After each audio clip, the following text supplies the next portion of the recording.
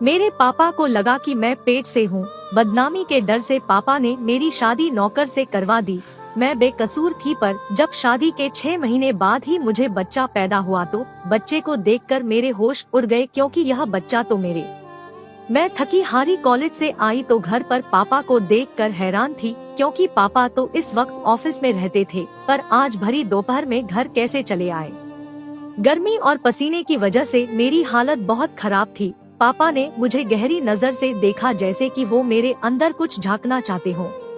मुझे देखते ही बहुत अजीब लफ्जों में पूछने लगे, शालिनी, आज तुम्हें कॉलेज से आने में इतनी देर क्यों हो गई? पापा की बातों से मैं हैरान परेशान उनके सामने बैठ गई और बताने लगी कि आज कॉलेज में एक्स्ट्रा क्लासेस थे, इसलिए मुझे घर आने में देर हो गई। पापा ने सर से पांव तक मेरी तरफ देखा और कहने लगे, बस इतनी सी बात है। पापा को मेरी बातों पर बहुत कम ही यकीन होता था। वो इस तरह सवाल करते जैसे मैं उनसे कुछ छुपा रही हूँ। मैंने कहा, हाँ पापा, ड्राइवर मेरे साथ होता है, आप चाहे तो उससे भी पूछ सकते हैं। मुझे कॉलेज ले जाने और लाने वाला ड्राइवर 25 साल का जवान लड़का था। उसका नाम अनिल था। पापा को उस पर बहुत ज्यादा भरोसा था। जब से मैंने कॉलेज आना जाना शुरू किया था, अनिल ही मुझे ले आने और ले जाने की जिम्मेदारी उठा रहा था। जब से माँ इस दुनिया से गई थी, पापा ने ही मुझे पाल पोस कर बड़ा किया था। माँ की मौत के वक्त मेरी उम्र लगभग 10 साल की थी, पर अब मेरी उम्र 18 साल हो गई थी। कॉलेज में मेरी एक दोस्त थी रीना, उससे मेरी गहरी दोस्ती थी। कभी कभार में रीना के घर चली जाती थी। रीना का एक भाई था संतोष। जब मैं रीना के घर जाती तो वो भी हम लोगों के साथ बातें करने लगता था। कभी कभी वह रीना को कॉलेज छोड़ने आता था। उसकी बातों से लगता कि वो मुझे पसंद करता है। वह एक अच्छा लड़का था, लेकिन पापा के खौफ से मैं कोशिश करती कि उससे दूर दूर ही रहूं। लेकिन एक दिन मेरी बदकिस्मती थी कि पापा मेरे पीछे पीछे मेरे कॉलेज आ गए और उन्होंने संतोष के साथ मुझे बात करते हुए देख लिया। पापा मेरे कॉलेज क्यों आए थे यह तो मुझे नहीं पता, पर उस दिन से मेरी जिंदगी में कयामत आ गई। संतोष के साथ बात करते देख गुस्से में पापा ने मुझे गाड़ी में बिठाया और अपने साथ घर लेकर चले आए। उस दिन से पापा ने मेरा कॉलेज आना जाना बंद करवा दिया। उन्हें शक था कि संतोष के साथ मेरा रिश्ता है। मैंने पापा को लाख समझाने की कोशिश की, पर पापा ने मेरी एक ना सुनी और गुस्से में मुझसे कहने लगे, इतनी पाबंदियों के बाद तुमने आज मेरे मुंह पर कालिफ लगा दी। पापा के इस बात ने मुझे अंदर से झकझोर कर रख दिया था। मेरा रोना धोना कुछ काम नहीं आया और बिना किसी गुनाह के मेरी पढ़ाई बीच में ही अधूरी रह गई। एक दिन मेरे पापा के दोस्त अशोक अंकल, जो कि मेरे पापा के बिजनेस पार्टनर भी थे, हमारे घर आए। वह आते ही मेरी पढ़ाई के बारे में मुझसे पूछने लगे। मैंने रोते हुए उन्हें सारी बात बता दी। वह पापा के पुराने दोस्त थे और अक्सर हमारे घर आ जाया करते थे। अंकल को जब मेरी पढ़ाई के बारे में पता चला तो उन्होंने समझाते हुए मुझसे कहा, तुम फिक्र मत करो, तुम्हारे पापा से बात कर मैं तुम्हारी पढ़ाई फिर से चालू करवा दूंगा। अशोक अंकल किसी दिन पापा से यह बात कहते, इससे पहले मेरी जिंदगी ने एक और नया मोड़ लिया।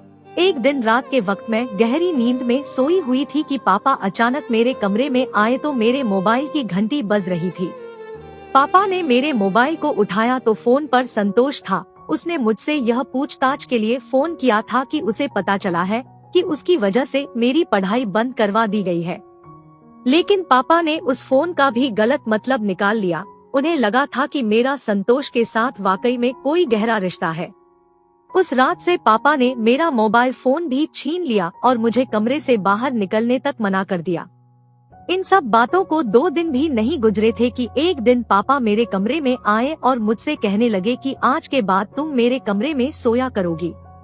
मैं जवान लड़की थी और मेरे लिए पापा के साथ सोना बहुत शर्म की बात थी। मैंने पापा से कहा, मैं अपने ही कमरे में ठीक हूँ। मेरी बात सुनकर पापा ने गुस्से में कहा, क्यों रात के वक्त कमरे में तुमसे मिलने कौन आता है? पापा की इस तरह की बातें सुनकर मेरी आंखों में आंसू आ गए और मैंने रोते हुए उनसे कहा, एक बार तो अपनी बेटी पर यकीन करें। पापा ने कहा, जितना भरोसा करना था मैंने कर लिया, पर आज के बाद तुम मेरे कमरे में ही सोया करोगी। उस दिन के बाद से पापा ने अपने कमरे में मुझे सुलाना शुरू कर दिया। इन सब बातों को 3 महीने गुजरे थे कि अचानक मेरी तबीयत खराब होने लगी। ऐसा लगता था कि मेरा सर भारी हो रहा है और मुझे चक्कर आ रहे हैं। पापा ने जैसे ही मेरी बिगड़ती हुई तबीयत को देखा तो उन्हें यकीन हो गया कि मैं प्रेग्नेंट हूँ। मेरी ये हालत देखकर पापा ने गुस्से में मुझसे कहा, देखा तुम्हारे गलत काम का नतीजा, जिस बात का हमें डर था वही हुआ।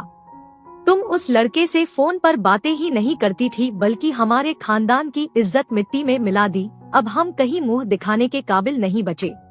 पापा की यह बातें सुनकर मेरे सर पर आसमान गिर गया। पापा बदनामी के डर से ना तो मुझे अस्पताल ले जाना चाहते थे और ना ही मेरी किसी भी बात पर यकीन कर रहे थे। यह सब होने के बाद पापा ने तुरंत फोन कर अशोक अंकल को घर पर बुला लिया। उन्होंने पापा से कहा कि तुम्हारी बेटी ने वाकई में गलत काम किया है, तुम रातों रात इसकी शादी करवा दो ताकि इस बच्चे को पिता का नाम मिल जाए और यह बात ढकी छुपी रह जाए। पापा और अशोक अंकल अभी यह सब बातें कर ही रहे थे कि तभी अनिल उन दोनों के लिए चाय बना कर ले आया। अनिल को सामने देखते ही पापा ने अचानक उससे पूछ लिया कि क्या तुम शालिनी से शादी करोगे। पापा की यह बात सुनकर मैं सदमे में आ गई कि पापा कैसे मेरी शादी एक नौकर से करवा सकते हैं। अनिल ने मेरी तरफ देखकर और हकलाते हुए बोला, साहब आप यह कैसी बातें कर रहे हैं, मैं शालिनी मैम से शादी कैसे कर सकता हूँ। पापा ने अनिल को समझाते हुए कहा कि अगर वह मुझसे शादी करेगा तो उसकी पूरी जिंदगी बदल देंगे, बल्कि उसके माँ बाप की सारी जरूरतें भी पूरी करवा देंगे। पापा के इतना समझाने के बाद अनिल मुझसे शादी करने को तैयार हो गया। अगले 1-2 दिनों में मेरी शादी अनिल से करवा दी गई। मैं चाहकर भी इस शादी को मना नहीं कर पाई और ना चाहते हुए भी अनिल से शादी कर ली। पापा ने अनिल को गिफ्ट में एक फ्लैट भी दिया। शादी होने के बाद अनिल मुझे उसी फ्लैट में लेकर आ गया था। अनिल को मैंने अपना पति होने का हक नहीं दिया। मैं और अनिल अलग अलग कमरे में रहते थे। मैं उससे जरूरत की बातें करती और अपने कमरे में बंद हो जाती। अनिल को मुझसे कोई शिकायत नहीं थी, वो हर वक्त मुझे खुश रखने की कोशिश में लगा रहता। हमारी शादी को 2 महीने ही गुजरे कि धीरे धीरे करके मेरी तबीयत खराब होने लगी और मेरा पेट बताने लगा कि मैं पेट से हूँ। लेकिन मुझे अभी तक यकीन नहीं था कि मैं प्रेग्नेंट हूँ, क्योंकि मेरी नजर में तो मैंने कुछ गलत काम किया ही नहीं था, तो मैं प्रेग्नेंट कैसे हो जाऊंगी। लेकिन जब डॉक्टर को दिखाया गया तो पता चला कि मैं 5 महीने से प्रेग्नेंट हूँ। यह सब सुनकर मैं सन्न रह गई, क्योंकि जब मैंने कुछ किया ही नहीं था तो आखिर यह बच्चा मेरे पेट में कैसे आया। अनिल ने कभी भी मेरे पेट में पल रहे बच्चे के बारे में मुझसे कोई सवाल नहीं किया। वह बहुत ही नेक दिल इंसान था। जब से मुझे पता चला था कि मैं 5 महीने से पेट से हूँ, तब से मेरे दिल में कहीं ना कहीं यह बात थी कि मेरे साथ जो कुछ भी हुआ है, कहीं ये सब मेरे पापा ने ही तो नहीं किया। क्योंकि शादी से पहले के वो 3 महीने हर रात मैं अपने पापा के कमरे में गुजारी थी। मेरे दिन कुछ इसी सोच विचार के साथ गुजर रहे थे। सोच विचार करते करते मेरा 9वां महीना पूरा हो गया और मेरे पेट में दर्द होने लगा। मुझे जल्दी से हॉस्पिटल ले जाया गया। हॉस्पिटल जाने के बाद पता चला कि डिलीवरी का वक्त आ गया है। कुछ वक्त के इंतजार के बाद मैंने एक बेटे को जन्म दिया। डॉक्टर ने बच्चा दिखाने की कोशिश की तो मैंने मुंह फेर लिया। मैं उस बच्चे को देखना भी नहीं चाहती थी, जिसकी वजह से मेरी पूरी जिंदगी बर्बाद हो गई थी। अनिल ने जब देखा कि मैं उस बच्चे से नफरत करती हूँ तो उसने उस बच्चे को प्यार से गोद में ले लिया और वही उस बच्चे का ख्याल रखने लगा। हॉस्पिटल से छुट्टी के बाद हम घर आ गए। अनिल दिलो जान से मेरा और मेरे बच्चे का ख्याल रख रहा था। उसका यह अंदाज देखकर एक दिन मैंने बड़ी हैरत से पूछा, अनिल कैसे तुम एक नाजायज बच्चे को इतने प्यार से अपना सकते हो, जबकि तुम इस बात से पूरी तरह वाकिफ हो कि यह बच्चा तुम्हारा नहीं है। मेरी बात सुनकर अनिल कुछ देर के लिए खामोश हो गया और फिर कहने लगा, शालिनी मैं आपसे बहुत प्यार करता हूँ, आपसे जुड़ी हर चीज मुझे बहुत प्यारी है। यह बच्चा आपने पैदा किया है, इससे मुझे उतना ही प्यार है जितना कि मैं आपसे करता हूँ। उसके मुंह से अपने प्यार का इस तरह इजहार सुनकर मैं दंग रह गई। बच्चे को पैदा हुए महीना होने वाला था, लेकिन अब तक मैंने बच्चे को गोद में नहीं उठाया था। अनिल ही बच्चे का दिन रात ख्याल रखता। मैं अपने कमरे में बंद होकर अपनी बदनसीबी पर आंसू बहाती रहती। एक दिन मैं अपने कमरे में बैठी हुई रो रही थी कि अनिल मेरे पास आया और मुझसे कहने लगा, शालिनी जी मुझे आपका यह दुख देखा नहीं जा रहा, क्या आपको जानना है कि यह बच्चा किसका है। उसके मुंह से ये बात सुनकर मैंने हैरत भरे अंदाज में कहा, हाँ मुझे जानना है। अनिल ने कहा, पहले आपको मुझसे एक वादा करना होगा कि यह सच्चाई जानने के बाद आप इस बात को अपने दिल में दफन कर लेंगी और किसी को नहीं बताएंगी, क्योंकि यह बात किसी को पता चली कि बच्चा किसका है तो हमारे बच्चे के भविष्य पर बहुत बुरा असर पड़ेगा और इसमें इस मासूम का क्या कसूर। मुझे किसी भी हालत में सच्चाई जाननी थी, इसलिए मैंने अनिल से वादा किया, ठीक है जैसा तुम कहते हो मैं वैसा ही करूंगी। पर अनिल के मुंह से सच्चाई जानने के बाद मेरे पैरों तले जमीन खिसक गई, क्योंकि इस बच्चे का बाप वह इंसान था जिस पर मैं खुद से भी ज्यादा भरोसा करती थी। मेरे बच्चे के पिता अशोक अंकल थे और अशोक अंकल यह सब मेरे साथ मेरे पापा की प्रॉपर्टी हड़पने के लिए किए थे। अनिल ने बताया कि एक दिन अशोक अंकल घर पर आए थे। उस दिन आपके सर में बहुत तेज दर्द था और मैं आपके लिए चाय बना रहा था। तभी अचानक वह आए और मुझे किचन में चाय बनाता हुआ देख पूछने लगे कि किसके लिए चाय बना रहे हो। मैंने बताया कि शालिनी मैम के लिए बना रहा हूँ। तभी उन्होंने मुझे कुछ सामान लाने के लिए बाहर भेज दिया और बोला, तुम जाओ, शालिनी को चाय मैं दे दूंगा।